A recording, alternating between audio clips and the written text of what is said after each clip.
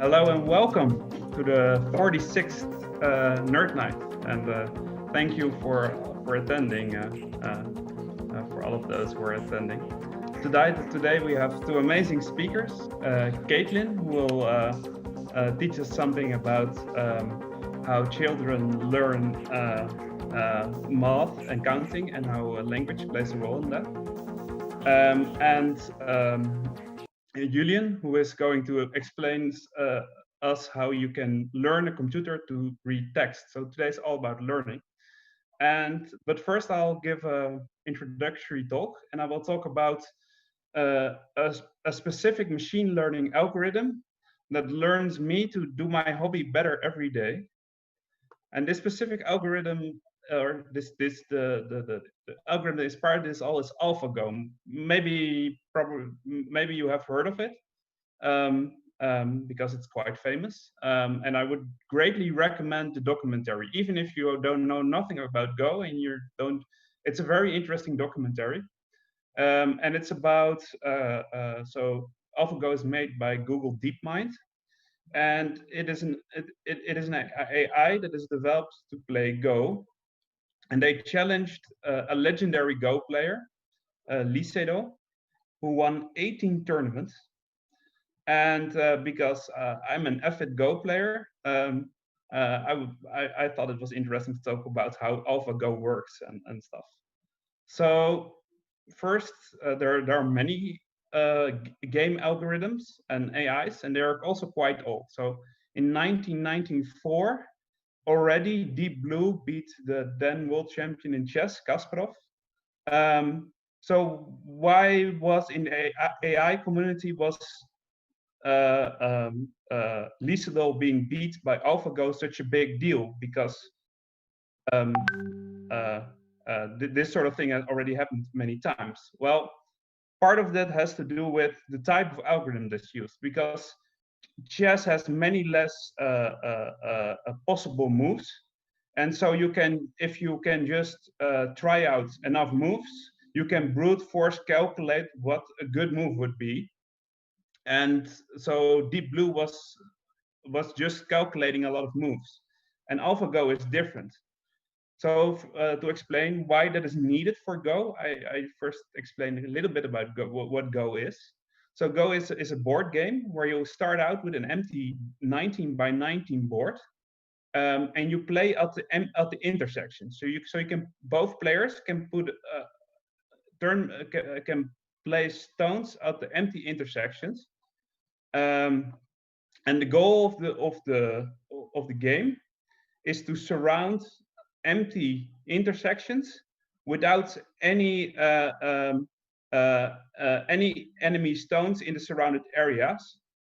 Plus, and you get points for every stone you have on the board. And so you can capture stones by removing all open intersections. So in this example, which I made, you have these two black stones. This is a group, and it has one open intersection that is not filled by the enemy stones. And you can capture the white, if white is to move, it can capture them by closing the intersection, and then the black stones are moved from the board, netting the white player open intersections and removing black stones from the board, giving its points. And then the game ends when both players plus their turn. So why was this AlphaGo thing very revolutionary? Well, making Go AIs is very hard, because you have a 19 by 19 board. There are 10 to the power 170 possible legal board positions. For example, for comparison, chess has 10 to the 40, which is way smaller. And even the amount of atoms in the known universe is only 10 to the power 80. So there's way more possible board positions in Go than atoms in the universe. And that makes brute force methods very ineffective. So what is AlphaGo, and how did they solve these problems? Well, first I will have to explain what a tree search is, and in specific a Monte Carlo tree search. So You can imagine that if you have a certain amount of possible first moves, and each possible first move has a possible subsequent move, and then you can span up a tree of possible moves, and this tree becomes very big, very large. Now, if you have a very simple game, you can just check all the moves, check who wins, and then determine what move is the best move. But if this tree becomes too large too fast, you cannot brute force it that way, and you will have to do a smarter method. And one way to do that, which is very popular in Go AIs, is using gambling by using a Monte Carlo tree search. So Monte Carlo is named after this casino. And what you do is, well, if you're looking at all possibilities, you're looking at a lot of bad moves. And that is sort of a waste of energy. Well, if you, for example, if you test out a certain move B, and you find that the first 10 play outs that you try out with move B are all bad, then you can sort of intuitively think, well, then probably all the other subsequent moves for B are also not so interesting. So I should not waste time on that. So what the Monte Carlo tree search does is it simulates sequences of moves and hones in on the sequences of moves that leads to a good result instead of trying out all the moves. And this greatly improves the AIs, but still, even using this sort of method, Go AIs could not beat professionals by a long shot. Not close. Before AlphaGo. So this was already a common method for Go AIs. But one of the problems is evaluating board positions after trying out a series of moves. So you cannot really, if you're trying out a sequence of random moves, you cannot really try it out all the way to the end for every simulation. That takes too long. So you have to cut the simulation off at some point and then think, was this sequence of moves successful or not? And determining if this sequence of moves is successful is really hard. And up till now, we have used human knowledge about the game to evaluate these positions in the AI, hard-coded in. But this is imperfect, and neural networks offer a solution to this. You can let the AI learn itself what factors correlate with winning. And in the case of AlphaGo, you let the AI learn what factors correlate with winning by letting it look at professional human games and by playing itself. But you can also do it just by letting it play against itself and seeing what correlates with winning. So AlphaGo uses two neural networks. So AlphaGo uses these neural networks to refine this Monte Carlo random search to make it more effective. So it restricts the search. So it has two neural networks, a policy network that is trained to be able to select promising moves, and it only does the simulation on the moves that look promising by the neural network.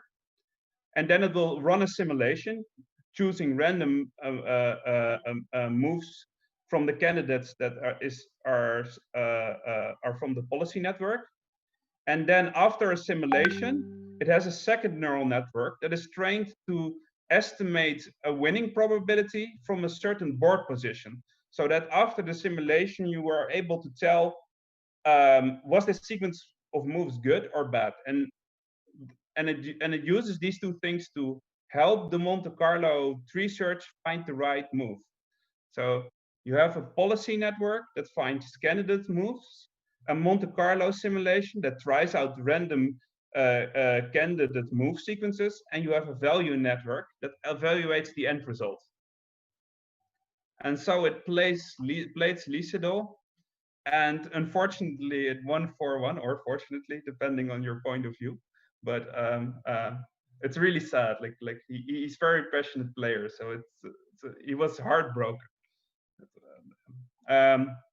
But what things, because These days we can use algorithms that are based on on AlphaGo to evaluate your own moves and learn from things that the AI has learned and learn it ourselves. So some of the things that we have learned is that humans are often too attached to their earlier investments, even if they are no longer worth the effort. Because if you put effort on it, if humans put effort in something, they're more likely to increase the amount of effort they put in than to say, well, this effort is no longer worth it. This extra effort is no longer worth it to get the result. And humans, another thing which I found funny is that humans try to win with as many points as they can. These neural networks are trained to win, not to win with a lot of points. So sometimes they can make very strange looking moves that just make the game easier, because it figures out it can win with half a point in a very easy board position, and then it can very accurately find out that it is actually winning with half a point. So sometimes it makes very strange, for humans, very strange looking moves when it's ahead. And the last thing is that AIs always think of the whole board. Humans tend to tunnel vision on a certain area of the board where people have just played. And this is also something we have learned to do better. So, but we have also to come back to learning. We have also learned some things from the first Digital Nerd Night. It's that we really like interaction with the crowd. So we have changed to Zoom because it has no stream delay. So I want to emphasize that feel free to ask questions even during the talk in the chat. We will unmute you so you can answer the question yourselves. So please do. And with that, I'll give a quick overview of the evening. First, we'll have Caitlin, who will talk about how we can how language rules help us to learn counting and stuff. Then we have Manu, who is presenting the quiz. And lastly, but last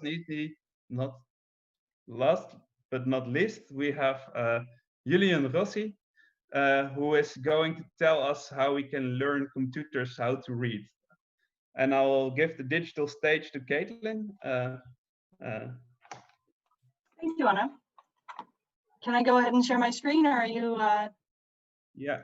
Oh. All right. You can share your screen.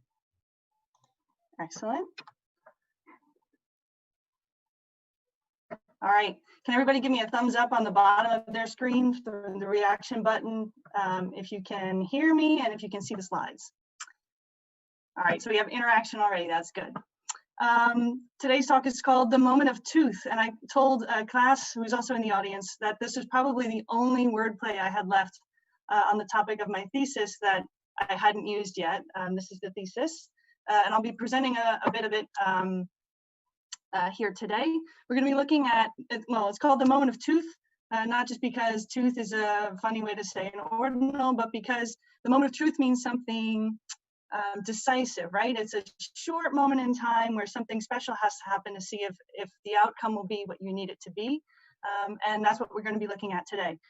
A very short moment in child language acquisition that tells us a lot about how the underlying machinery of not only language development, but also numerical development works. And as you can see on the slide, this is also really hard, especially for people who work on television. Okay. So today's talk, it was already mentioned in the introduction, was intended to be segmented. This is 3 segments, but it's probably in reality more like 2, but I would really, really, really, really, really like it if you just interrupted me, if you become upset or confused or just have a general clarification question. We'll be looking at regular old cardinal number words first, 1, 2, and 3, and the structure that language plays in how we learn it. Then we'll look at a better example of language structure in numerical learning, namely ordinal numerals, first, second, and third.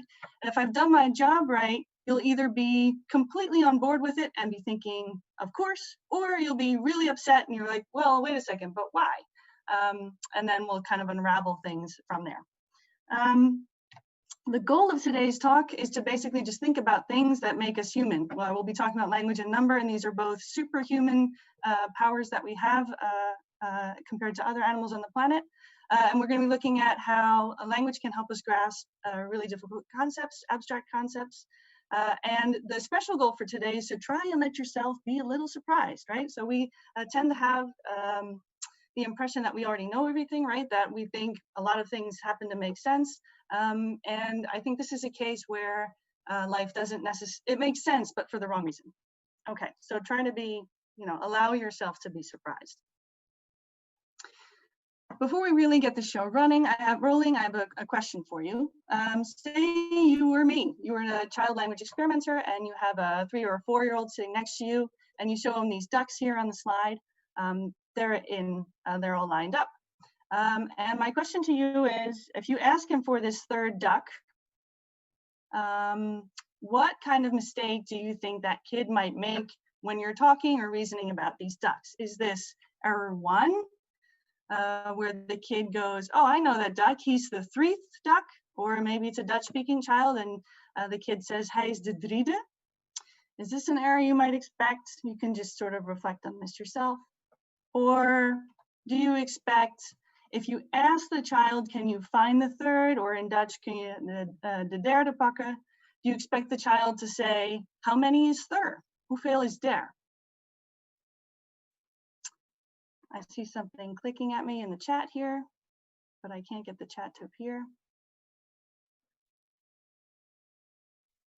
1, everybody says, I see 2 answers for 1. Nobody says 2? Julian says 2, very good, class. These are both rhetorical, but also real questions, right? So we'll see if you're right as this talk unfolds. But remember your response. Okay, so now we're really going on the road to numerals. What's so special about learning numbers anyway, right? What's so special about learning 1, 2, and 3? Well, for one, it's a uniquely human skill that we have. We are the only ones on the planet who have an exact concept of large quantities. And by large, I mean basically anything bigger than 4. Even if you think, I'm not so good at math or numbers aren't really my thing, you're still better at abstract number than the 7.7 million other species on our planet. And so not only King Louie, who is of course a cartoon figure, but basically everybody else. It's not the case that King Louie and real animals have no numerical skill, right? Animals, just like human infants, are equipped with something called a core knowledge system of number, which is basically for anybody who has a pulse, and it consists of 2 components. On the one hand, we have something called the OTS, the object tracking system, which is for quantities up to 4, small quantities up to 4. And then it does what it says in the tin. It tracks individual objects in your surroundings, or sounds, or whatever. On the other hand, we have the approximate number system, also known as the ANS, and this is used for quantities larger than 4, greater than 4. But it doesn't deal with these quantities in an exact way like the object tracking system does. It does it approximatively. So say you're this mama duck here with your 3 ducklings. This mama duck can use her OTS to keep track of her individual children. And then if one goes and swims off in the wrong direction, she's going to know right away that Huey, Dewey, or Louie, it got lost. If you're this mama duck, on the other hand, she's got 6 ducklings. She can't use her OTS to keep track of her kids anymore. So she has to rely on her other numerical system to sort of keep the group together. Because this one is not sensitive to plus or minus 1, this means that if 1 plus or minus 1 happens, she's not going to notice right away. The difference between the original set of ducklings and the new set of ducklings has to be big enough for her to pick up on that difference. Anybody who teaches small groups of students knows this, right, from experience. I have one class with 9 students. If one of them is sick that day, it takes me a really long time to figure out what's happened.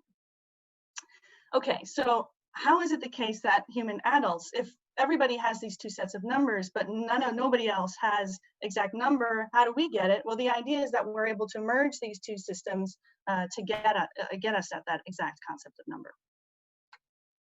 This slide basically says the same things, except it adds in that babies, human infants are just like animals. So animals and infants have 2 separate systems, whereas adults have 2 combined systems. And the question is, how do we do it? Very slowly is the answer. We learn cardinal numerals, the meanings of cardinal numerals, in a slow and tiered fashion. So 1, then 2, then 3, and then 4. And by the time we become competent counters, we can recite the count list in an appropriate way, 1, 2, 3, 4, 5, 6, 7. We can understand the unit of change so that by going up 1 in the count list, you're also adding 1. And we can also answer the question, how many? By counting and figuring out that 1, 2, 3, 4 says something about the set that you just counted and not just the last thing, not just a property of the last thing that you counted. Now, by the time you figure this out, you're probably between the ages of 3.5 and 4.5. Now, if you work in child language acquisition, like every normal person says, oh, that's pretty young, right? But if you work in child language acquisition and you're like, wait a second, this is pretty old. By the time kids are 2, they know really basic, fundamental, but difficult things about their native language, such as basic word order rules. By the time they're 3 or 4, they know all about other kinds of morphology, so word formation, sounds, whatever. 3.5 to 4.5, these are walking, talking, perfectly comprehensible kids. Why does it take them so long? The idea is that kids rely on language to develop these exact concepts, to merge these two systems, and the reason, so they need to develop that language in order to employ it for this numerical system. And the idea is that language provides the structure for which kids can acquire these things. What kind of structure? Well, if you're Susan Carey, then you might say it has to do with the count list. So 1, 2, 3, 4, 5. Having this list of things gives you like a coat hanger upon which you can hang your concepts, so to speak. Or you might be somebody like Elizabeth Spelke, who says, well, I think kids are able to extrapolate knowledge from quantification, parts of language that express quantification elsewhere, such as quantifiers like many and few, or the singular plural distinction on nouns and verbs, for example.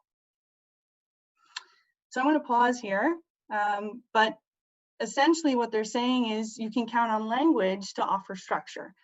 Put differently, structure is easy, this helps you, meaning is really hard, and you need help to figure it out. And the form is the thing that helps you figure it out. This is, for linguistics, this is a fairly common idea, but still I'm going to pause, like I just said, and frown a little bit, because the question is, I don't know how that works. Where is structure in these things? So before I turn to a better example, I think I'm going to look around our fake room here to see if there's any questions popping up in the chat. It's like an intermediate break to see if anybody has worries or concerns or questions about cardinals.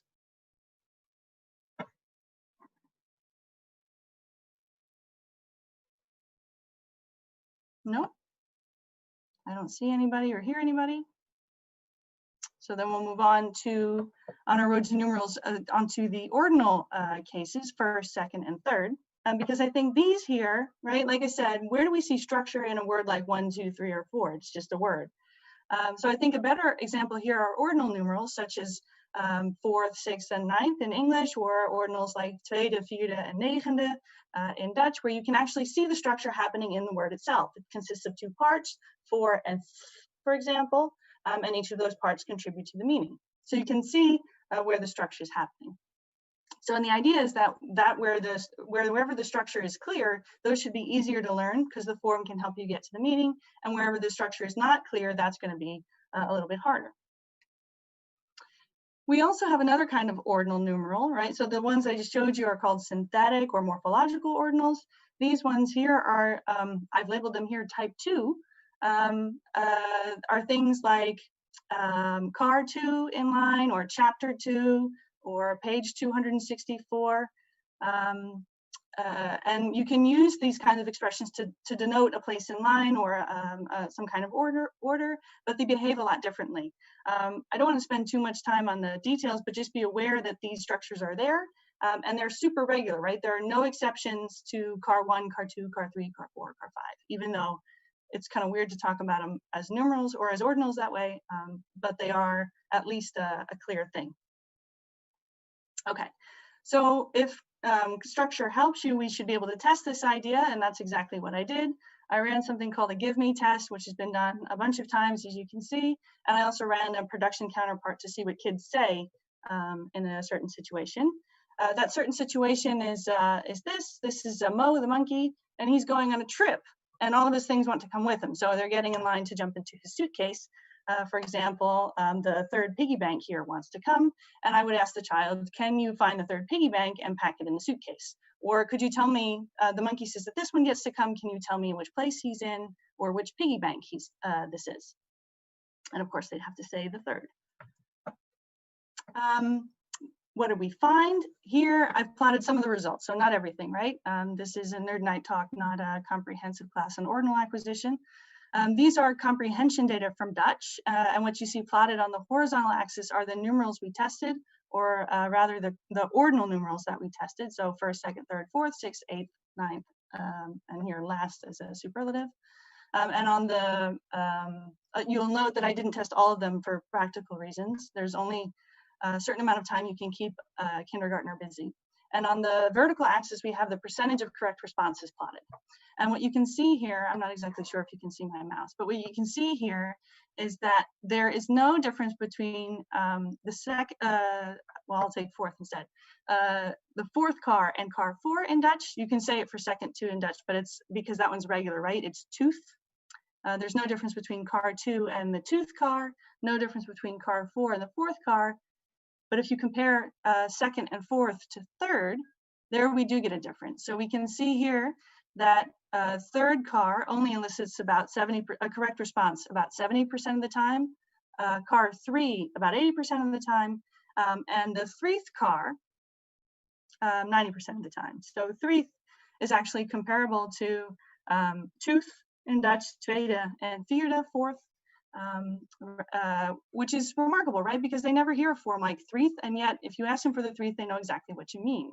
So here, the thing that's guiding you here is the relationship between the cardinal number and the ordinal number transparent? And then if it is, they're able to give you the right response. So those of you who speak Dutch know that there's really only one exception in this list, ignoring first for a second, that's third. So what if we give kids, what if we look at a language that has more exceptions? Can we still, do we still see a difference between regular and irregular forms? And as a matter of fact, we do. I also looked at English-speaking kids in Maryland, and we can see the same thing. There's no difference between car 4 and fourth car, and no difference really between fifth, sixth, and seventh and their analytic counterparts. But we do see that second, third, and fifth don't elicit quite as many correct responses. So kids have more trouble understanding irregular ordinals, second, third, and fifth, than they do understanding regular ordinals. I'm just going to go back to the previous slide a second here. Some of you might have noticed that the responses to sixth, eighth, and ninth are a little lower than second and fourth, and we'll get to that later. But I'll just point out here that this OTS boundary is at 4, so don't think that this difference is coincidental. Okay. So what I think these data here show is that it's the rule that counts. Kids are doing math with pieces of words to figure out what the meaning is. So you take 4 and add th, that gives you fourth. But if you take third and try to subtract something, then you wind up with thir, right? Or if you try to do it the other way around, 3 and gives you threeth. So when you ask them for the third, that's confusing, right? Their language math doesn't work anymore. So if we can do addition, kids also do subtraction. And we can see that if you ask them for, like I did at the beginning when I asked you guys, how many is thir, or what's the fifth, then kids tend to respond with something like, is fifth 5? Hoeveel is der? How many is thir? I don't see thir. But if you say, what about this one? Then they go, oh, I know what that is. That's the 1, 2, 3, the threeth. So then they're doing the math as they're speaking, actually. So this is both an error that they make in their own speech as they do in their comprehension. That's an important thing to remember. Okay, so if you take away nothing else from this talk, you should know by now that kids acquire irregular ordinals, so ones that don't follow the rule, after they acquire regular ones, such as fourth, and even after analytic forms like those car 3, chapter 3 type numerals, ordinals, that we concluded might be pretty weird to use as adults. So the regular forms are acquired before the irregular ones. This holds for Dutch and English, and it also holds for both comprehension and production. So anybody who knows a 3-year-old or a 4-year-old is probably saying, of course, this is how it works. But let's see if there's a question at this point. before I start to unpack this of course problem.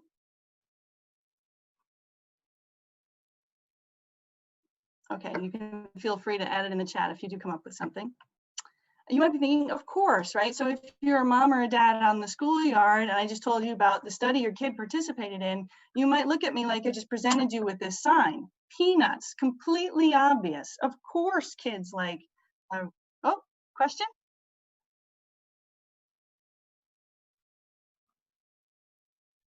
No question?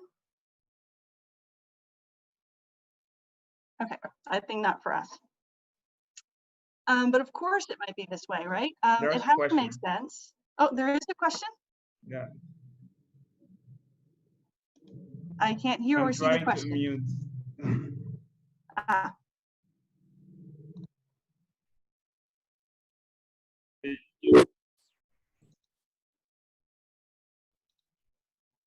I don't know who I should be unmuting. Hello. Hi. I thank you, Kathleen. I have a question. The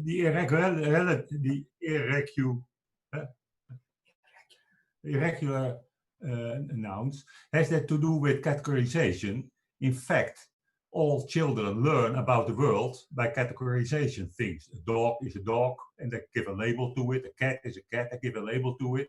Mm-hmm. And they do it for numbers too. Right. So number 1, number 2, number 3. And you remember things on the label. And is that the reason that ordering things with a different name is difficult? It can be, right? So the difference between numerals in general, so even 1, 2, 3, and 4 from something like a dog or a cat, is that a dog and a cat are out there in the real world, right? Yes. You can point at the cat and know the cat is always the cat. But whether something is 1 or 2 or 3, that's an abstract concept that you need to know some things about, right? You need to know to use counting productively, that you have to count everything and you recite the numbers in the same order every time, that you can't skip anybody, can't count anybody twice. So that's kind of complicated.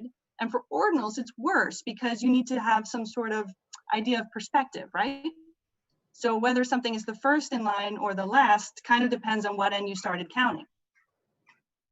So this requires a little bit of extra work on the kid's part to figure out what these labels, what they're labeling, in fact. Okay, thank you. Mm-hmm. So the question becomes, are we using the label to get at the concept, or are we looking at the concept to figure out what the label is? And the argument here is going to be, it's the label first, the concept later, which is completely different from what we see elsewhere, which is exactly, this is almost the perfect question for this last part of the talk. So thank you, Cor. So I actually have one question, if you can be so free. Sure. I was wondering, do linguists have any idea how these irregular, if it's easier to learn the regular ordinals, why do these irregular ordinals creep in? Yeah, why don't we just throw them out? Yeah. That's an excellent question. In some sense, we are throwing some of them out because we used to have, in Dutch at least, the word for second is now tweede, which is tooth, so a regular form, and it used to be the first and then the other, de andere. So that would be an irregular form. So in that sense, the system has become a little bit simpler. But things you use, I mean, so regularity is everywhere in language, right? And things that we use all the time tend to stick around a lot. Once we've learned something, it's hard to forget it. And then once you've started using it, you're going to pass it on to the next generation.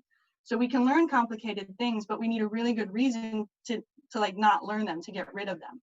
So apparently it's expensive enough to be challenging for the kid, but cheap enough for the adult to want to use. Is that? Yeah, thank you. Okay. So back to the irregularity in acquisition, this is widespread, right? Anybody who knows a preschooler or a kindergartner knows kids say stupid things all the time. You eat all the grapes, grandma go to the store, or in Dutch, je loopte op het plein, the teacher walked on the schoolyard, or jij kijkt er niet uit, right? So these are all errors with the past tense form. And I said these were stupid mistakes, but these are actually pretty smart mistakes, right? It's because they're using something that they can't have copycatted from what they hear around them, from the input, but this is something that their grammar, their language generated on its own. So these are showing that they demonstrate that the kid has knowledge of the underlying grammar, the systematicity of the language. So for things like past tense, what we typically see is something called a U-shaped curve in development, where kids initially get things right, and then for a little while get things wrong. So they first memorize all the forms that they're hearing around them in what we call the input, the language around them. So they memorize things like talked and went, but also brushed and danced and sang, combed, ate, penciled, drew, things like that. And then at some point they realize, hey, wait a second, I know how to make a past tense. What all of these things have in common is I take the verb and I add ed, and that gives me a past tense form. The kid is so happy with the rule, you might say, that they start applying it, or the rule, you might also say the rule is cheaper, easier to use, so they start applying it in places where adults wouldn't. And then they wind up saying things like goed instead of went. Of course, eventually they recover, right? It's not the case that we have a bunch of adults now who never figured out that the past tense of go is went. Eventually they figure it out and they realize what's an exception and what's a product of a rule. For ordinals, I don't think this can be the case. I think we're missing this initial stage in development. So we're not dealing with a U shape, so to speak, but rather a J shape, where we're starting with the rule and learning the exceptions after the fact. And the reason I think this is for the very same reason that I showed you the graphs for, is to show you that the comprehension side of things are difficult. So if we're asking a kid what the fifth is, or the third, or the second, and they can't find it, that shows you that they don't understand what you're trying to say. But if you ask a kid who says goed, where he went, it's not going to be the case that he suddenly forgot what went means, right? He might, and in fact, if you say goed, he might correct you. No, it's went. So we have two different processes happening here. So what I would argue for is that kids are, of course, they're like sponges, absorbing everything they hear around them, and they're basically putting these ordinal forms, these numbers, in the junk drawer of their lexicon. I don't know exactly what it means. Maybe it has to do something with the number. I'll figure it out later and put it away. But they do recognize that they're complex, that they consist of two separate parts, right? Remember, they put a lot of effort learning 1, 2, 3, 4, 5. So that part of that word is super important. So they're using both components, and they have to figure out what the number part is before they can figure out what the th part of the ordinal is and what that's doing to the whole. So basically, they do a little bit of IKEA word building, a little linguistic math to figure out what it is. And once they've got it, they're able to both understand and say these forms appropriately. And of course, the exceptions have to come in later, just like they do with the verbs. So, I mean, this is still fine, right? You maybe like this theory, maybe you don't, but you should be asking, but why is this the case, right? What makes ordinals so different from past tense forms or other kinds of word rule knowledge that kids pick up in there between the time they're 2 and, I don't know, 12? And I think I'd argue here that the role of the rule here differs, right? So learning a linguistic rule is not the same in every scenario, because learning how to remember the parts of those words is not the same in every scenario. So thanks again to Course Question, numerical concepts, unlike nouns or verbs, are really abstract, extremely hard to acquire. It takes kids years, remember, 3.5 to 4.5 to do it. So that means lexical learning, storing, putting things in your mental dictionary is super inconvenient. Why would you do it again if you can bypass it with a rule, right? They've already figured out how to combine that OTS and ANS once with their cardinal number system. Why would they recombine them and add the ordinal on top of that if they don't have to? So here again, this is a case where structure helps you. Smiley face. Meaning is super hard, frowny face, and they use that rule to calculate the meaning so that everybody wins. And then learning irregular ordinals, of course, they have to do that one by one, just like they did before with 1, 2, 3, 4.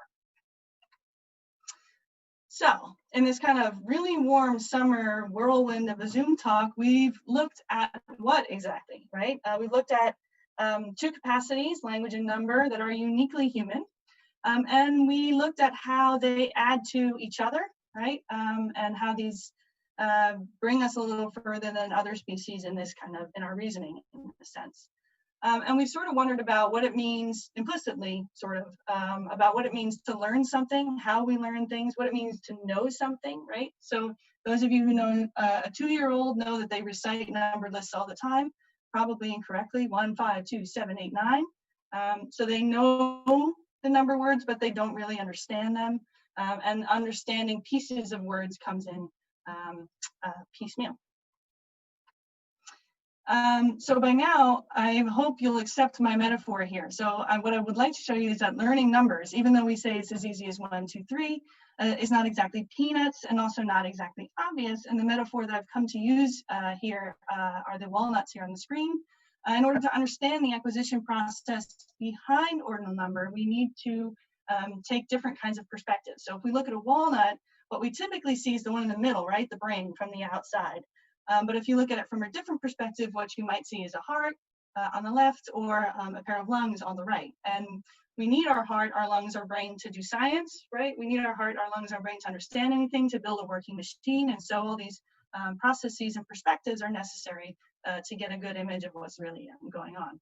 So I've not only for ordinal numbers are these walnuts helpful thingies, but also for our general academic enterprise, right? To end on a big philosophical note.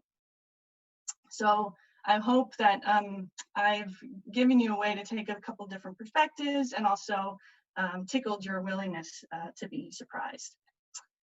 I've added some books here that I thought were really good. Some of them are more pop size, some of them are more real, like hardcore side, but they were interesting to me, and I thought anybody who wants to know more can start any of these in any of these places and wind up somewhere really cool.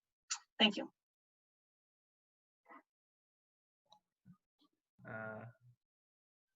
Thank you very much, Caitlin. Okay. Now I see things coming up in the chat. Charlene asks, isn't it because we teach children numbers before irregular ordinals? So sort of, right? But remember, kids are sponges in the sense that they like to learn lots of things, even if you don't teach it to them, right? We all learn all properties of our language without your mom or dad sitting you down saying, listen, Anna, or listen, Cor. You speak Dutch, that's a V2 language, which means the verb has to show up in the second position of the sentence. That doesn't happen, right? So while we do learn cardinal numerals in a school setting, right? It's not the case that kids don't start learning until they wind up in school. So this acquisition process starts a lot earlier. And they kind of learn that rule, and they learn about cardinal numbers before any kind of explicit instruction. And we know from other areas of language acquisition that explicit instruction doesn't really help kids that much. They're pretty stubborn.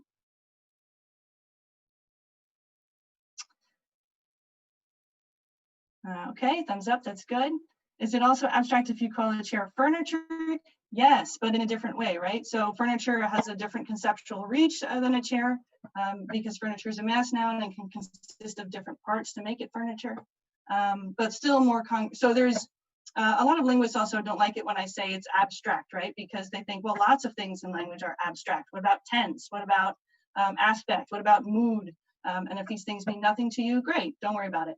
But it's like, it's not the case that it's a black and white, yes, it's abstract, no, it's not. It's abstract, and it's also complicated because you need to bring in together two cognitive systems and make them work, right? It's like learning how to drive a car, right? If you drive a stick shift and you're trying to get it from first gear to second gear, your feet have to do something, your hands have to do something, your brain has to do something, and if you get it right, you drive away smoothly. If you get it wrong, you're bucking along in the parking lot, and it takes a while for you to stop panicking and remember what your driver instructor told you what to do. But that's more of a explicit kind of learning, whereas kids go through this more implicitly. Charlene also asks, when an adult is learning a new language, do we transform again into children when trying to understand and memorize it? That's a really good question. Are adult learners like kid learners? For numbers, I'd say no, because we have that part of that number sense is functions in also, how do I say this? it's sort of entrenched in us, right? We have a lot of practice working with those numerical concepts. We do math. It's like we can't get through an hour without using numbers, let alone a day, right? But when adults learn a new language, like typically we know we're not as successful as kids, right?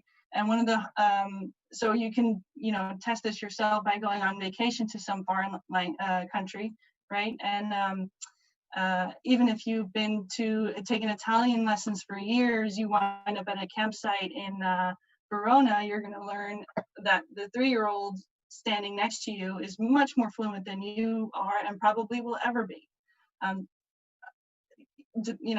Taking all kinds of circumstances into consideration here. So we do know that there are differences between adults and kids. A lot of research shows that there's differences in the way adults and kids approach the challenge of learning language, right? So kids are sensitive to more abstract patterns. They're more sensitive to linguistic structure.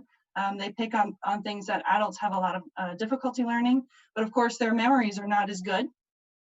Right, so they can't rely on their mental lexicon, their dictionary, their storage, and so these rules are extra helpful to them. And some other people say that the differences between kids and adults have to lie in the circumstances in which you learn a language, right? And what your goals are, and how intensively you spend your time learning that language. So that's actually a really complicated question, probably best suited for drinks if we had real drinks here. And class asks, is the ANS-OTS distinction, thanks Renee, also visible in language? Are there, for instance, languages that do not count beyond 4? Well, yes. We have the Munduruku. They have words for 1, 2, 3, 4, and or maybe 1, 2, and now I'm not sure, but the Munduruku is one. The Piraha, they have 1, 2, and many, roughly speaking. Some languages go a little past 4, but not far. So there's differences in the length of the count list. There's differences in the underlying math in number systems. So we have a base 10 system in Dutch and English, where after every 10th number we start counting again, and that's what we multiply with by tens. But in other languages such as Georgian, we use a base 8 system. We can see differences in Dutch, for example, on diminutives. Right, so a diminutive is something that makes something smaller or cuter or nicer. You can say met z'n tweetjes with the 2 of you, met z'n drietjes with the 3 of you, met z'n viertjes with the 4 of you, and then met z'n vijfjes sounds really bad. Met z'n zesjes, met z'n tientjes, is out. So there's some distinctions in that area. And you can see it sort of in some kind of quantifier uses. So what a couple means, what a pair means. Sometimes that's exactly 2, sometimes it's not. So there are people working on this kind of stuff as well. Class, is that an answer to your question? You've fallen off my screen here. Let's see, where are you? There you are. All right, thumbs up, good. Oh, another question. Is then the distinction child / adult in linguistics the moment when we can use the ordinals correctly? No. There is, how do I put this nicely? A lot of people think that there's like a cutoff point where you can learn languages like a kid and learn languages like an adult, and then once you've crossed that line, once the door is shut, it's over. But there's a growing body of research that suggests that it's not really like that. So this is like the critical period hypothesis, right? Where people will say, well, until you're 6, you can do this. Until you're 12, you can do that. But it's not as simple as that. And these ordinals actually seem to be more language specific than other things. So we know that English-speaking kids become competent counters around the age of 3.5, whereas Dutch kids become competent counters around the age of 4. But they learn ordinals both at the age of 4.5. So Dutch kids start out with a delay, they're behind, and then they catch up real quickly. So the relative period between cardinals and ordinals is shorter in Dutch than it is in English. And I just finished a Russian study where Russian has super irregular ordinals, and these kids don't seem to be able to use a rule. And so it takes them years longer than Dutch and English speaking kids to figure out what ordinals do. So that seems to be not an adult kid thing, but more what language are you trying to speak thing. Anna is making a face at me, so I think that means we're out of time. Oh, yeah. we can do another question. Julian Yes, Mike. asked, is there a correlation in the difficulty of learning and later proficiency in math?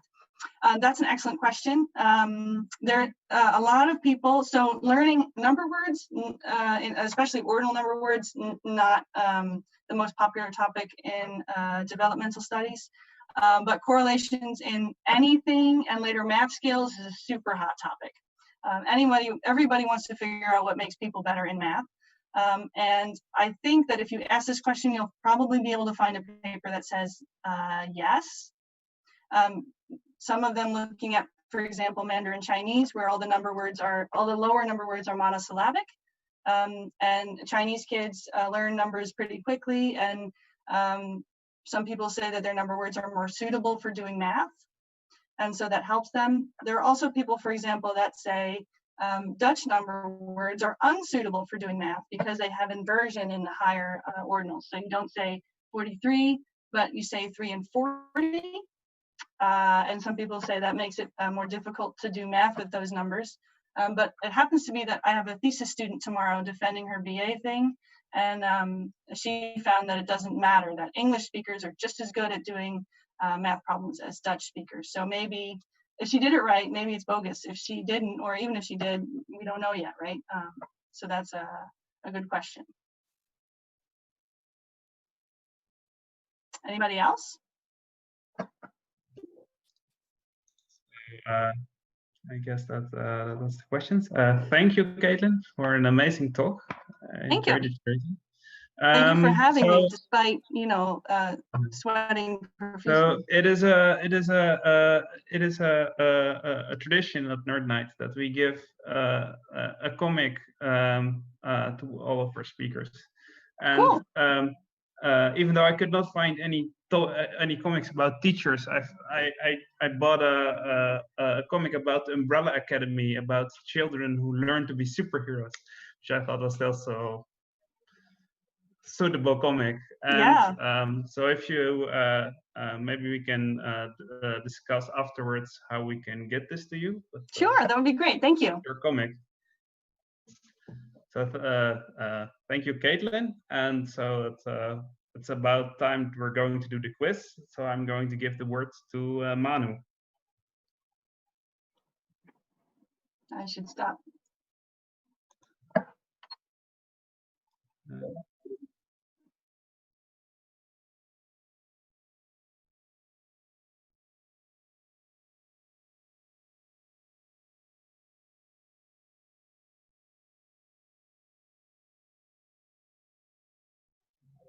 I can't hear you, Manu.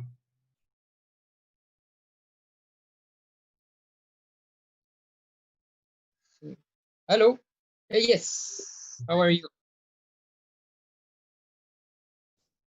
My video is yeah. Now it's see me. Super beautiful here. Wait a second. For some yeah. Now it's good. How are you? Good night for this second online nerd night. We will now made the quiz of this night, and to make the quiz, we have these things. You need to go to this URL to be part of the quiz, and also you have this QR code that you go with your phone, and you will be able to follow the quiz, and you will see. Let me share my screen. Yes, one here.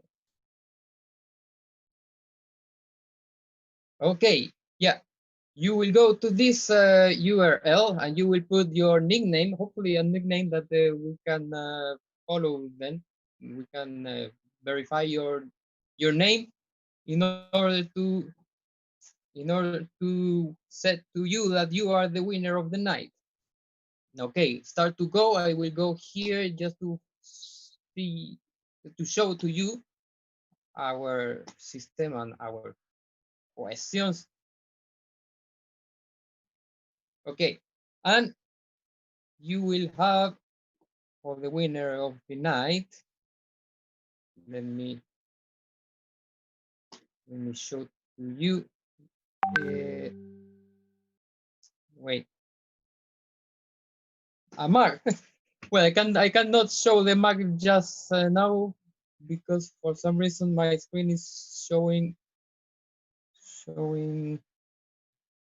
the quiz system. Okay, well, don't worry. You will have a mark. I start to see you that some people are going to our system. Yes, a lot of people. We have 10 people in this game. And the thing is, you will see as question in your screen, and you will have two options, option A or option B, and you click in the option that you think is the correct one for the answer.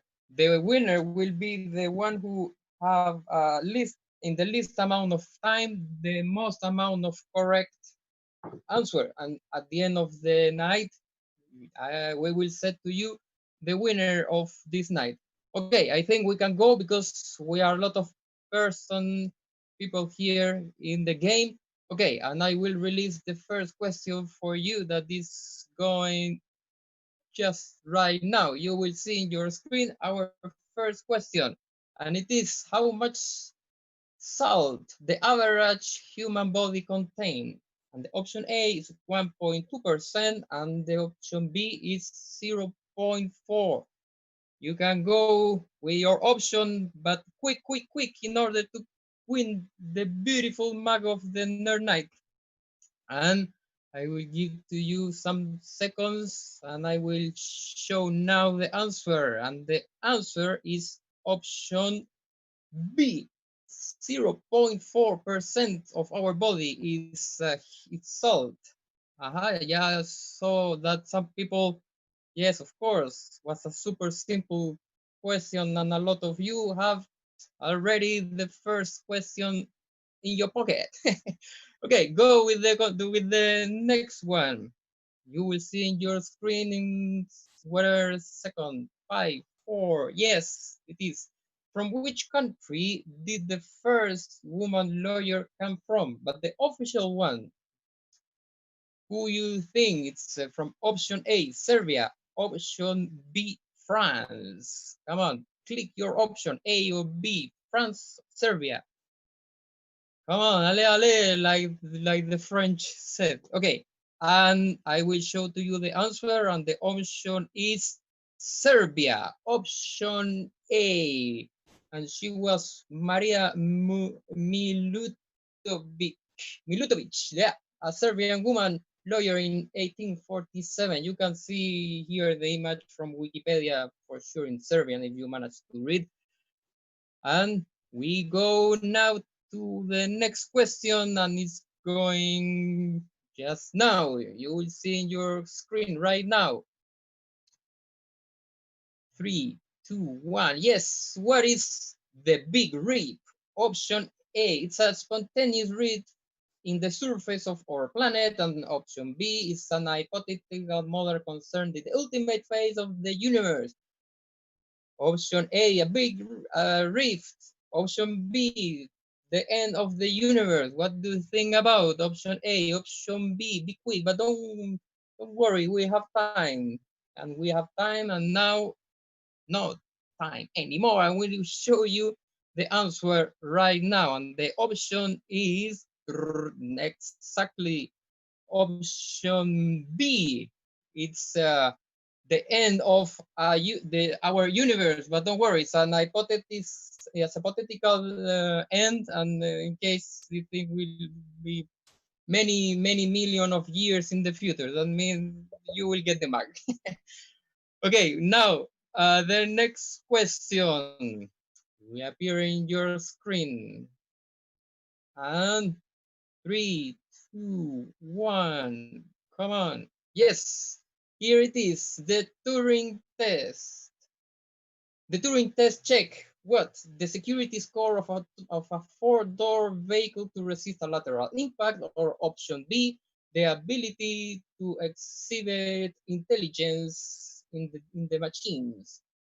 It's like some kind of artificial intelligence or something like that, or the security of our cars in the streets. Ale ale. No French, but I like the word ale ale. Okay, I will show you the answer immediately. You have already your option. Yes, of course. I saw your answer. Very, very active, everybody of you going with the answer. And the answer is yes, of course. Is the Turing test is to check the intelligence in the machine, or when the machine can things that you can. The test said that if you are talking with a machine or with a human, you cannot recognize. Alan Turing proposed it in 1950. Okay, go with this next question, and the next question is about the universe, what is going in the universe above us and below and in each direction. Which is the telescope that, which telescope, sorry, will replace the Hubble, the awesome Hubble? The option A, the James Webb, and option B, the ELAST, extra large array space telescope. Option A, option B, James Webb or the ELAST. Come on, go with your answer very soon, very quick, very quick. Option A or option B. And I will show you right now the answer. And the answer is, of course, the James Webb Telescope. It's almost going to the space and have a bigger ear, bigger eyes to see the last corner of our universe. The Hubble finally will have vacation. And with these things, we will be able to watch a golf ball in the surface of Pluton, the ex-planet. Okay, and about golf is about our next question. And the next question is about golf. You see, yes, now it's in the screen. Why is a golf ball covered by holes? Option A, to get a better grip with the golf club head. And the option B, for aerodynamic reasons. Ale, your option, better grip, aerodynamic, better grip. Come on, quick. I saw you a lot of your questions. Yes, someone are going in the correct decision. Someone need to think a little bit, but don't worry, our system will give a good time for everybody. Okay, and the answer is a very, very curious answer. And the answer is, I will show you in some minutes. No, not minutes, seconds. Yes, as option B, for aerodynamic reason, the things have these holes. It's very crazy because we think that the smooth surface is more aerodynamic, but in this case, no, the holes create less drag and the ball can go further. Yes, super interesting. Make a holes in your car if you want to save fuel. Okay, next question. It's about the nature, and it's an awesome creature called gecko, which is the gecko fit mechanism that permit to it successfully walk on glass. Option A, nanomolecules that act like stationary glue, or a nano hair with a nano hair with a nano hair in the edge. What are these creatures in the legs, in the feet? Option A, glue. Option B, a lot of hairs. Come on, go with your answer. Time is running. Buy, no, no buy, don't buy anything because the mug will be a gift. Okay, go. Option A, option B. Already I saw your answer, and the answer is, of course, a very curious, like almost all our question. It's a structure that this creature have in his finger that apply more contact to whatever surface. It's a hair in a hair in a hair in some kind of fractal structure. And this thing is used now by some companies to create a dry glue. Okay, go with our last question of the night. Come on. You will be the winner if you manage to correctly answer everything. And our last question is about, yes, in the industry, graphite is used for its good properties of option A, dry lubricant, and option B, insulation.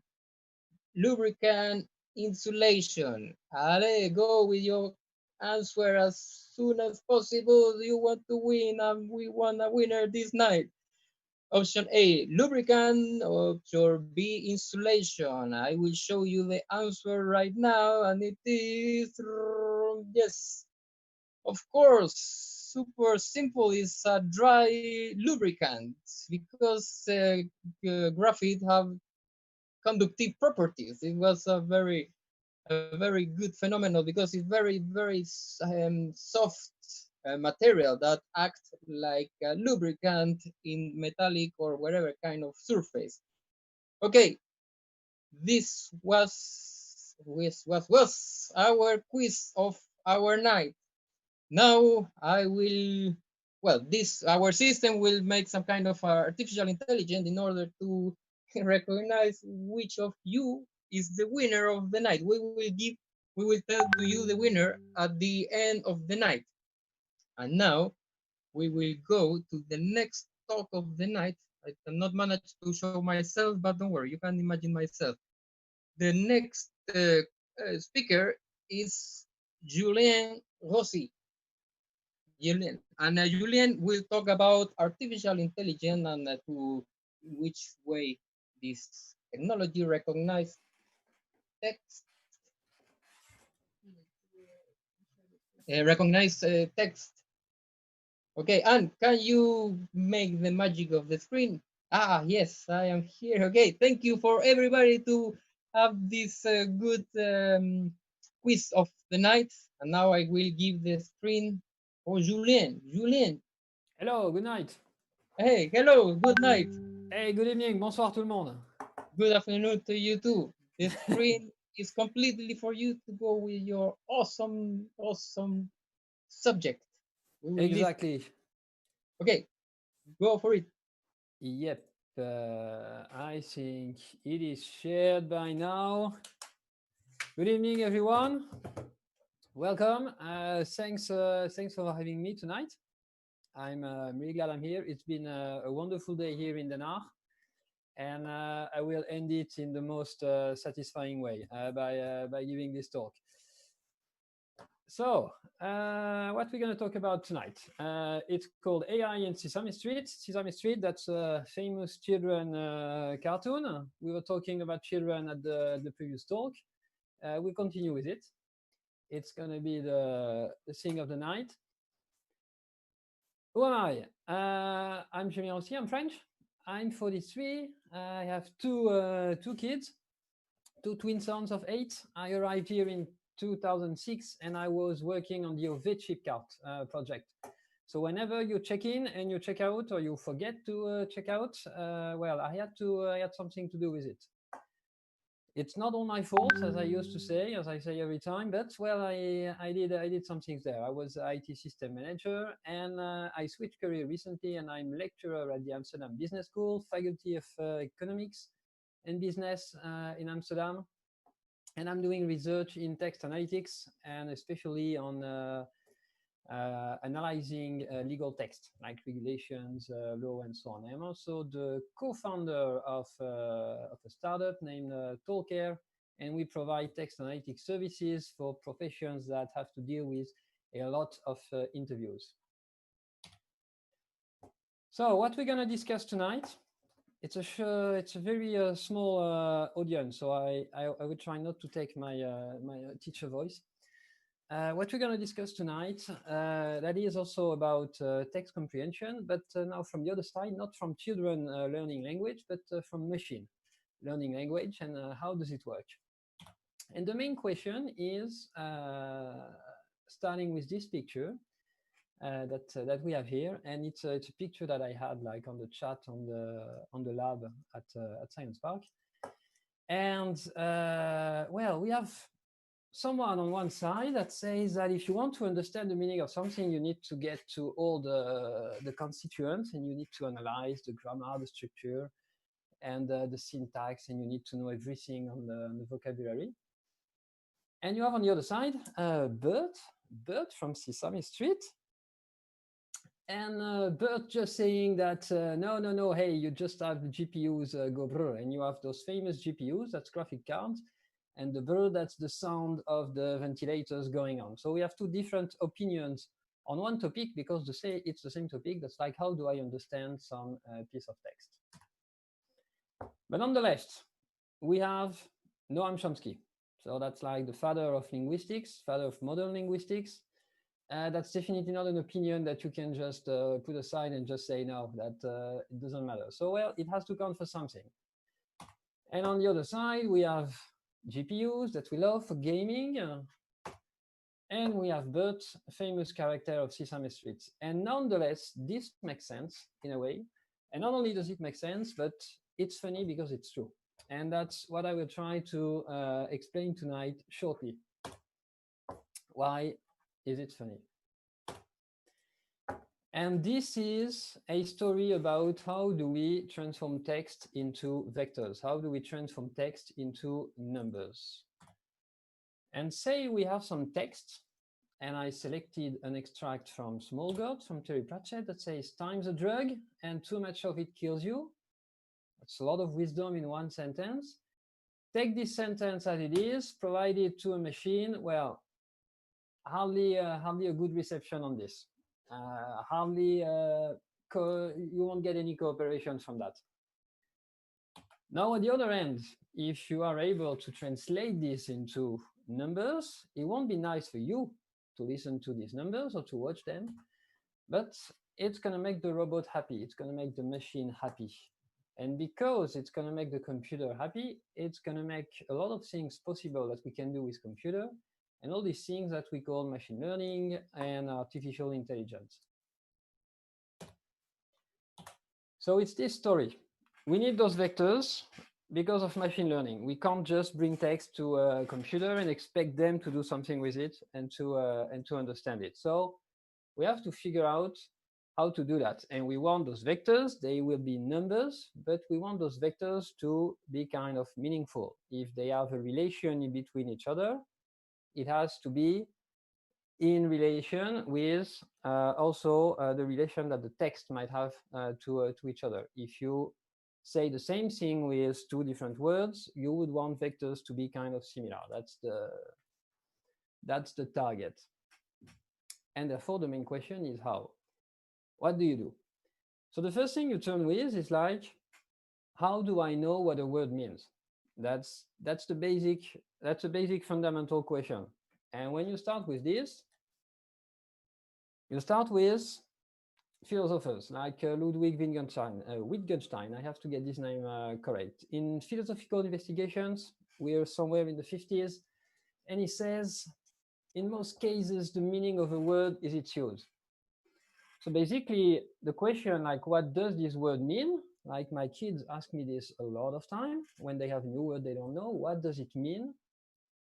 The first thing would be, well, I'm going to check in the dictionary, or I'm going to find some usage of this word, and then we see if it makes sense for you. So let's keep this in mind. We have kind of in the same line. We have first coming in a little bit later and kind of following up on the thoughts of Wittgenstein. It goes to say that you know a word by the company it keeps. And it has become a very famous sentence because of word2vec, and we will see word2vec quite soon. It's going around the same thing.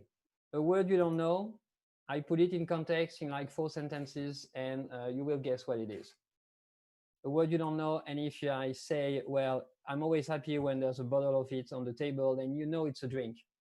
And because you know it's a drink, you have already narrowed it down to a small number of possibilities compared to if it's an unknown word, you don't know what it is, it can be a million different things. But we're still not 2 vectors, we're still not 2 numbers. So let's see how we're going to do that. We keep thinking, the meaning of a word that its usage, like typical sentences that include this word. It's also the words that we find around a lot in existing text. And the notion of existing text, it also tells us where we can find material to think about. Words will be in text that we have. They will be in books. We have a lot of books at home. They will be in blog posts that you find online. There's a lot of text already existing that you can use. And then that's the question, like, how did we learn ourselves to use a word specifically? How did we do that? And well, I'm not an expert in what Caitlin is doing, but at least one thing that we observe is that also you can learn a language if you learn to predict the word that you need to use. And it's important to get to that. I'm learning this language and I know the language well because I'm able to predict a missing word in a sentence, or I'm able to predict what words I want to use in that case. Because prediction has something that is mathematical. And the ability to predict a word given other words in a sentence, that's called a language model. And technically speaking, we have what we call the n-gram language model, and it's mathematic. It's a mathematical object, and it tells you if I said already 2 or 3 words, what do you think is going to be the next? And in any language that we have right now, if I start a sentence and I have 3 words, guessing the 4th one, it's not such a wild guess. You know, there might be like 100,000 different words that are possible, but in fact, it's very likely that it's one of 20 of them. And these things, computers are good at probabilities. We're going into mathematics, we're going into numbers, so computers are good at that. If we take, for example, a 3-gram language model, so the question is, which word is likely to follow the cat in any text? And it's very likely it's going to be a verb in the 3rd person, like the cat runs, the cat does this, the cat walks. And after the cat, you could express like probability of having hello is very low, the probability of having is very high, the probability of having the word traded is somewhere in the middle. And all these probabilities, you can learn them from the text that you have. So we want to go one step further and make vectors out of that. And let's say you start with a very limited vocabulary. You can use only 5 words. And they are jumps, Amsterdam, sits, cat, and the. We want to make vectors that represent words. What we do technically is we build a neural network with a bottleneck layer. So we enter a kind of more technical part in this talk. And what I want to say before I start with this is that I might not say everything. I might not say every detail into these things, but I will not lie. What I say is true. So that's a neural network. On the left, you have the inputs. On the right, you have the outputs. And in the middle, you have neurons, as we call them, and you have computation. So as you see, I want to predict which word is after cat. So I put 0 on my 4 neurons that represent words that represent the other words, and I put 1 on the neuron that represent cat. I have some neurons in the middle, and then with a calculation, it gives me a prediction for the probability of the next word. And I know what word was next in my sentence that I was studying. In this case, it was sits. So neural networks, I have inputs. It is computing a prediction for a probability, and I have the exact sentence. So I know how bad the prediction was. I know how far away I was from the prediction. And the whole game there is to change the parameters for all the computations that happen inside the neural network so that the predicted probabilities are not that far away from the prediction. That's what we call training. But even if you don't get, if you're not into these technical details, you input, and with the input you say which word you have, and with the output it tells you like what probability is for each of the possible words. And because you know the existing text, you can ask the model to correct itself and adjust itself so that it's not going so wrong. So for example, the right word was sit, and we predicted a probability of 0.6. That's not so bad. And that is word2vec. You just grab text as much as you can. You grab books, you grab Wikipedias, you grab blog posts, whatever you can find, as long as it's in, let's say, one language. And technically, you want to minimize the cross entropy. So as I said, you want your prediction to look like what is actually in the text. And that is word2vec. Word2vec is a publication from 2013. And it's a publication from Mikolov and a team from people who were at Google. Of course, they made it at a very much higher scale. From the text they studied, they identified more than a few 100,000 of unique words, and they also have like groups of 2 words that they use. So they have a huge vocabulary, and they made, after the training of this model, they made the vectors available freely. You don't need to train it. You just download. It's a 2 GB, 3 GB file. You download it, and it's like a dictionary. It tells you, okay, for that word, I have a vector with 300 dimensions. It's numbers. It's all numbers. And then for this other word, I have this vector that you can use. It represents the vector. It represents the word. And they claim that it's trained on more than 100 billion words. So you can imagine like the time it takes to process everything.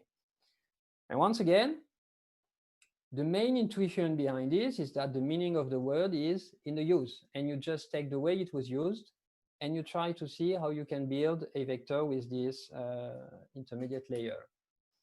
It's all available publicly, and the question is, are we there yet?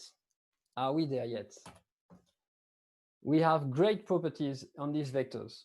If you take the vectors of some words and you combine them, you find a lot of relations. So if you take Paris and you subtract the vector for France and you add the vector for Netherlands, well, you end up very close to the vector for Amsterdam. So in a way, it shows that those vectors, they understood something from the words. You understand the concept that if you think about Paris, the city, and if you think, well, if it's Paris, but it's not in France, then you would say, oh, it's a capital city. And if it's a capital city and it is in the Netherlands, then, well, it has to be Amsterdam. And it works like this for a lot of cities. You can try it with Paris minus France plus Greece plus Spain plus a lot of countries, and you will get very close to their capital city. And there are a lot of other things. Like if you add up the vector of French and actress, you end up not so far away from the vectors of famous French actresses like Catherine Deneuve, Juliette Binoche, all these amazing names. So it actually captures something, as we can see. And we can see that by manipulating these vectors. There are repositories of manipulations like this, and then you can try if your model achieves the same level as well or not. So for some time, everything was 2vec. Anything you wanted to do with text, it was 2vec. You had paragraph 2vec, doc 2vec, and then in marketing, you had product 2vec on your retail site. Everything was 2vec. It was the hot topic of the moment. But the bad news is, no, we're not there yet, because that is words. And if we talk about text, of course, we talk about sentences, more than just one word. You have to put a lot of words together to make a nice sentence. So that's the most awful slide in the show. What came later on is, if I want to do something with sentence, why not read the word one by one to a computer system? And let's say that this computer system is going to absorb the word and change a little bit its context. So that's the idea behind the recurrent neural network. That's a technical term. But the thing is, you start with a blank slate, and then you receive a word, and then you say, okay, if I receive this word, then I will add these numbers to my current vector. And then you receive a second word, and then you do something. And then you receive the third word, and you do something. And little by little, you see your context vector change. At the beginning, it's all 0, 0, 0, 0. And then little by little, it changes to other words. That's the effect of reading and absorbing words one at a time. And you can feed it word vectors from the word to vec that we had before that. And the idea behind it is, well, at the end, once I have absorbed all of the words of the sentence in the order that they are in the sentence, my final context is going to be a kind of vector for my sentence. Well, that's exactly how we think it should work. The basic building block here is called the cell, with a very nice diagram. I think it's quite self-explaining.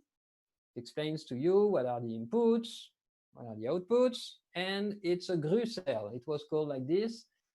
And GRU, I would need to remember by heart what it means, but right now it doesn't come to me. There are a lot of different cells, and this one was called a GRU. That's from a paper from 2014. So we are a year after Word2Vec, and we are trying to work on composition. Now, these networks, these neural networks, you have to train them to a task like classification or translation, which means that you need to have data that you have yourself analyzed and that you have yourself labeled. Word2Vec, you just needed to pick up things from all the text that you could grab, and that was it.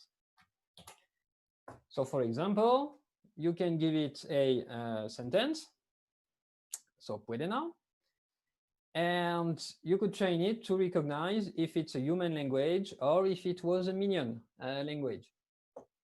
And then you have this sentence, and then you said, well, this sentence, well, that is minion language. And then another sentence would be, how are you, Bob? And that one you will label it as, that's a human language. And then it's the same thing as for training. You have a system that predicts something. So it predicts if it is human or minion language. And then you give it the actual labels of a certain number of samples, and then it tries to minimize the difference between what it predicts and what is actually true. That's the whole training. I don't see the chat, in fact, when I'm in this view, so I will probably discover after the fact that there are a lot of questions, 10 minutes that people ask me to stop this. Are we there yet? Are we there yet? In fact, those models are very good at translation. The first automatic translation systems that we had, like Google Translate kind of systems, they were based on these recurrent neural networks. And they were working quite well. Not perfectly. There's still a lot of work to be done, but they were already working quite well. We can produce vectors for sentences, and this is what we wanted to do. You can also use it to generate some text, which is very nice. But the bad news is no, we're not there yet. It still costs a lot. It costs a lot in computation. That's for the training itself. and it costs a lot in data. You need to label the data. Any sample that you have, any sentence that you want to train, you have to have a look at it yourself as a human, and then you have to label it as being human language or minion language. And this thing can be obvious, but there are a lot of tasks. If you want to, for example, classify which sentiment you have in a sentence or which emotion are expressed in a sentence, you will put 5 people in front of the same text, and you will not find that everyone agrees on everything. So those labeling annotation tasks, they also consume a lot of human resources. So it costs also a lot to do. So unfortunately, the bad news is, no, we're not there yet. And in fact, we're still not at BERT that we were aiming at the beginning. But we are coming to BERT. BERT is the next step. BERT, that's a contribution, again, from a research team at Google, 2018. That's very recent, and that's even the end of 2018. That's from like October, November. And long story short, BERT itself is the acronym for like bidirectional encoders, something transformers. BERT is, again, a language model that we discussed at the beginning. Very complicated drawing, that's just to impress. It's made of a lot of things that are called transformers. Transformers are from a paper 2017. That's a paper on translation itself. And BERT, again, is working on predicting a missing word in a sentence. So BERT is working again on what we are saying about language model, how to learn a language. So what we have represented here is we have a text that says, let's stick to improvisation in this skit. That's the original text. And now I say to the BERT system, okay, if I remove improvisation, are you able to predict which word should be there? Knowing that my sentence is, let's stick to something in this skit. And then it tells me, for every word that it knows of, what is the probability that this word is at this place. It's a closed test. That's an exercise that kids do in primary school a lot. That's the text with a missing word, and then you have to replace it. That's even exercises I do with my English teacher. And it's the same thing as we were doing at the first language model with word2vec. You are trying to predict the missing word. You are trying to predict a word based on other words that were said before. And for this kind of task, you don't need to create labels and you don't need to annotate your data. You can just use whatever data you have available, because the meaning of the word will be in the usage. And the meaning of a word will be in the word that are around it most of the time. That's the company it is in. So it's once again, it's a repetition of the same intuition. We have a complex system that is able to predict which word is missing, and then we know which word was missing. So the system is learning the right parameters so that it predicts the right thing most of the time. And the difference with this is that BERT is able to predict a word based on a complete sentence. That's like up to 512 words around it. And once again, Google, being the do no evil, speak no evil, and see no evil, I guess, company, made the model available, the pre-trained model. It looks like nothing, but that's like approximately $7,000 in computation costs to train that model.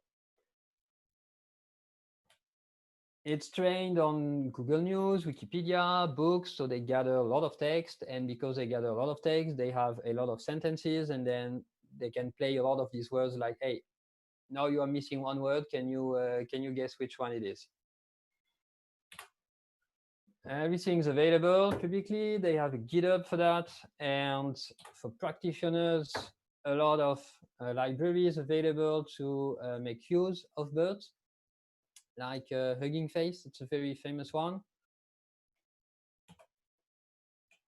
And then you can use BERT once it has been pre-trained. You can use BERT to actually, I would say, do something, but actually do a task. And like, for example, you want to predict if a mail that you receive is spam or not. So in the input, you will give the text of the spam. So in this case, someone is asking us to help Prince Mayuko transfer huge inheritance. We just add a little thing there that's called a classifier, and then it predicts that it is spam or not spam. We use the pre-trained model in the middle, we add something, and then we do a little bit of training, and that part does not cost that much. It is quite fast. And what the papers have demonstrated is that BERT is making state-of-the-art in a lot of tasks of natural language understanding. So that means that the vectors that we get out of BERT, they encode a lot of the meaning in the sentences. So for example, we have people, I mean, we have right now people in the lab working on like hate speech detection.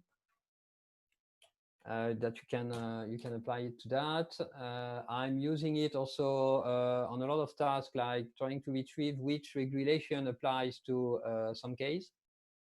That's when you want to do something more in the legal domain. Summarization.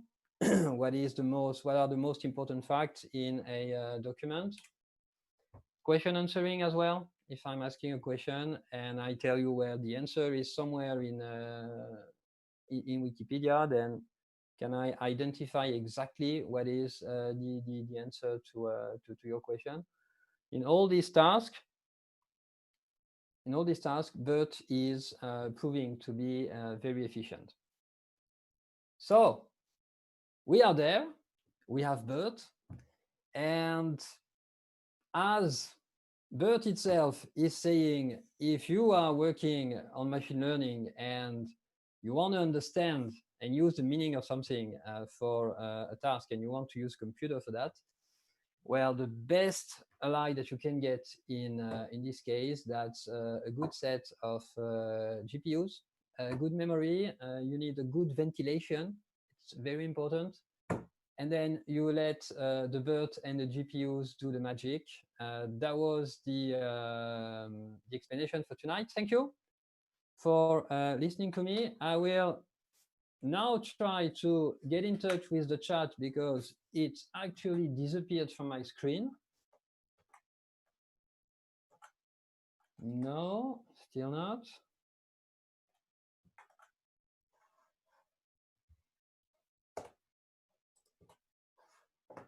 Okay, and now it's back. So I'm sorry, everyone. I don't know. The chat disappeared. So I had a first question. Is auto-completion on phones based on language model based on our own usage or something more complex? Well, in auto-completion, there's a lot of language modeling. Surely, and you can imagine if you have an iPhone and you type in English, it recognizes that it's English, and then at first it's going to use like a generic English language model to try and predict which word you're going to use next. But what is even more advanced than that is personalization. And personalization, that is learning continuously based on what you actually type, like learning what is your own language. And that usually when you say the cat is, it's most of the time the same verb after that. Or if you say, hey, John, it's time to, it's most of the time the same thing after that. So it's a mix of both. You start with a generic model that is English, let's say, and then little by little, you have a personalization and you can have like a model per user. And in that case, I mean, we all have made the experience with the iPhone. The more we type, the more it's suggesting the right words. And even I'm using words that do not exist in the vocabulary, and they start to appear in the suggestions. So that actually means that it's really taking from what I write and not what others have been writing.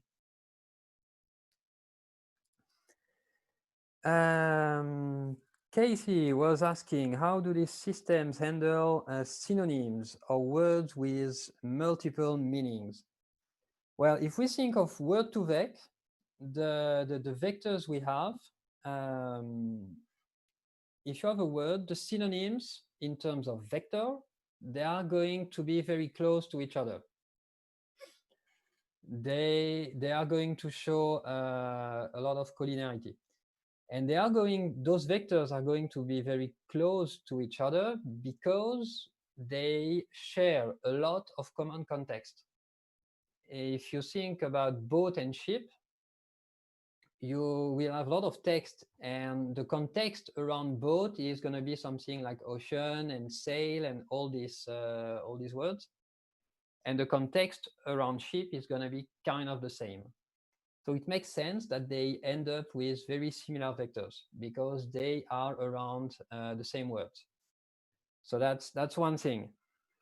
And now the words with multiple meanings, it doesn't work so well. That's one of the weaknesses of the system. And the academic example, the one I have in all my classes, that is like wave. If you have one vector for wave, then the question is like, yeah, is it wave like in I went surfing in the ocean and I was on the wave? Or is it something like I'm reading an academic paper on electromagnetic waves? And then that's the same word, but that's two completely different meanings. So for this thing, like word2vec doesn't work that well. But on the other end, is creating a sentence vector and is creating also word vectors that is completely dependent on the context. And the complete sentence, when I talk about electromagnetic waves, is going to be completely different. It contains completely different words than if I talk about ocean waves. So in that sense, it is going to create more similar vectors for those words that have different meanings. I need to rehydrate before I get on.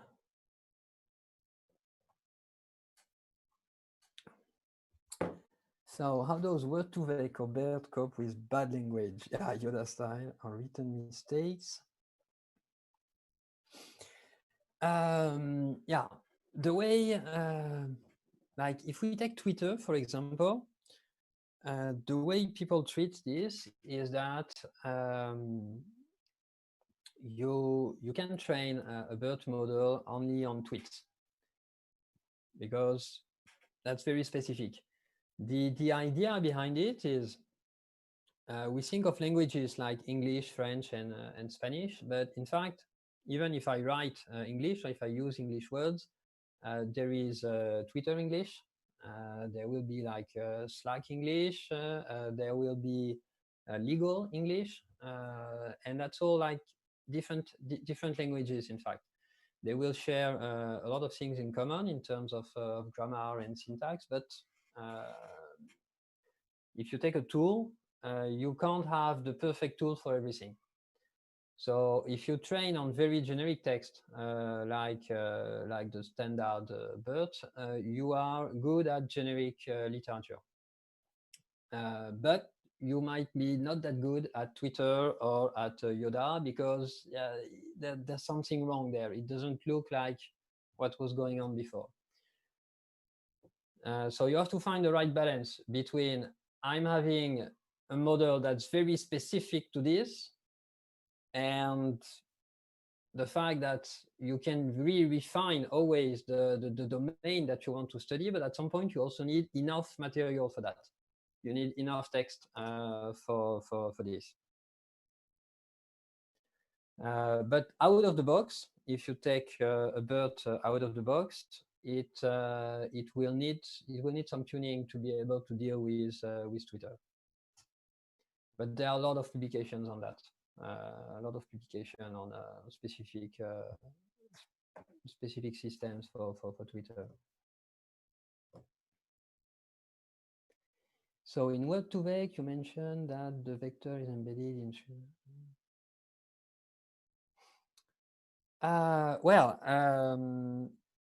what I can say as for Insight is a paper,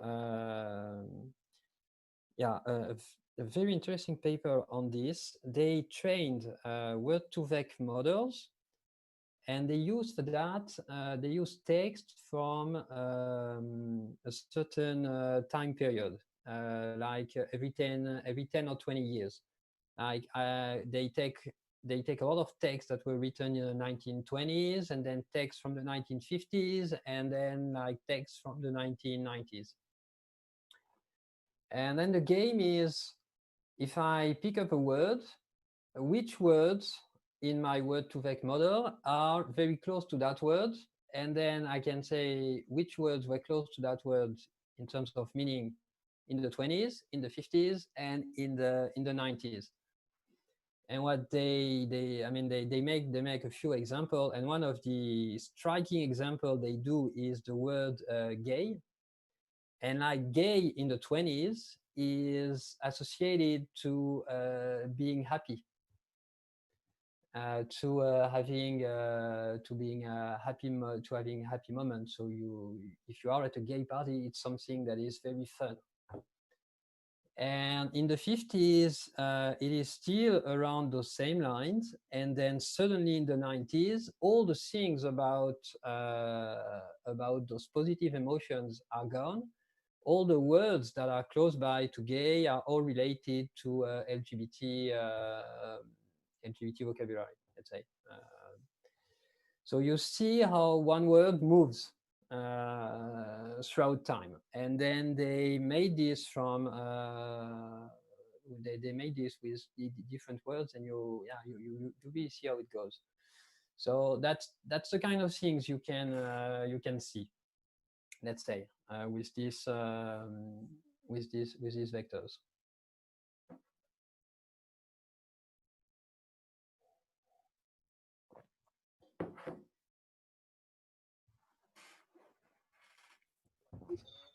Are these all the questions, or was?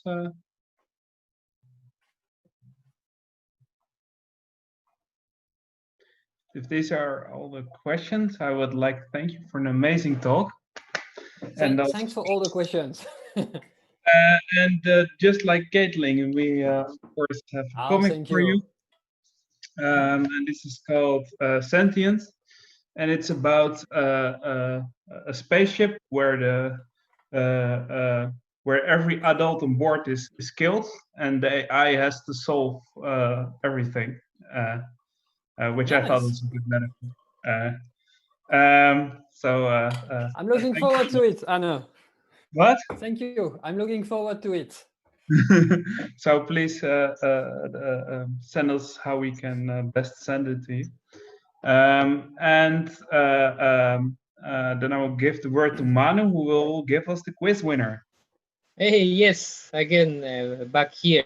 We have a very, very narrow end line, and I will say two persons, one with honorable mention. Both of these persons have 6 correct answers, and the winner, by the way, will take this precious mug of our Nerd Night event. It's a winner, like you can read it. And well, our honorable mention is Donovan, of course with 6 correct answer, and he takes 62 seconds to give it. And the winner was Mark, also with 6 answer correct and 51 seconds. A winner just for 11 seconds. Very, very narrow, like a photographic. And congratulations, Mark. Put in contact with us, and we will send to you the mug. Congratulations. Go on.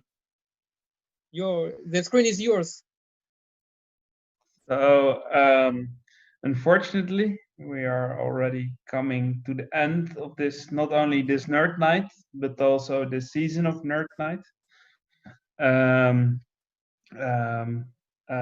in fact, unfortunately, this is also the last Nerd Night of Charlene as a co-boss, which we are very sad about, but she has a PhD to finish. But we will miss her greatly. And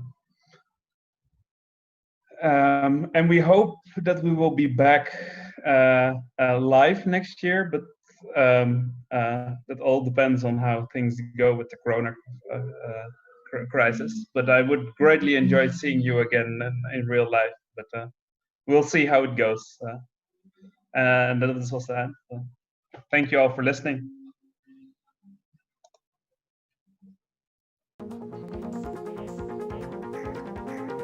Bye.